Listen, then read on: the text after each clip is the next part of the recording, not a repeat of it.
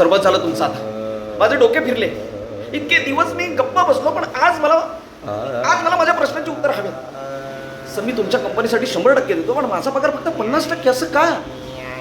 मी रात्रभर काम करतो, सुट्ट्यांमध्ये पण ऑफिसमध्ये असतो, पण महिन्याच्या शेवटी माझ्या बँक खात्यात फक्त मला एकच आकडा दिसतो, जो माझ्या कामाला न्याय देत नाही. मागच्या वर्षी तुम्ही म्हणाला होता या वर्षी बोनस मिळेल, पण या वर्षी काय म्हणाला?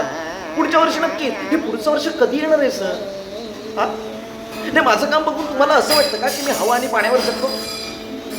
सर, आजकाल महागाई खूप वाढली आहे. माझ्या पगारात आता घरगुतीचं चालणं शक्य नाही आहे, कठीण झालंय.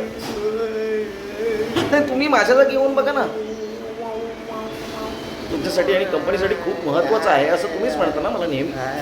पण जेव्हा पगाराची वेळ येते तेव्हा मला का कमी महत्त्व दिलं जातं?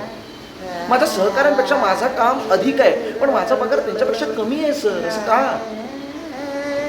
नाही, माझ्या मुलाला चांगलं शिक्षण द्यायचं आहे, पण माझ्या पगारात ते शक्य नाही आहे. हे ऐकून तुम्हाला बरं वाटतं का? मी कंपनी सोडून जाईन असं तुम्हाला वाटतंय का? पण मी हे फक्त यासाठी विचारतोय कारण तुमच्याकडे माझ्या कामाची किंमत नाही आहे. सर, मला फक्त एवढंच विचारायचं आहे की माझ्या कामाची खरी किंमत तुम्ही कधी ओळखणार आहात? फायर्ड? नाही सर, नोकरीवरून काढू नका. मी ते असंच नाही सर.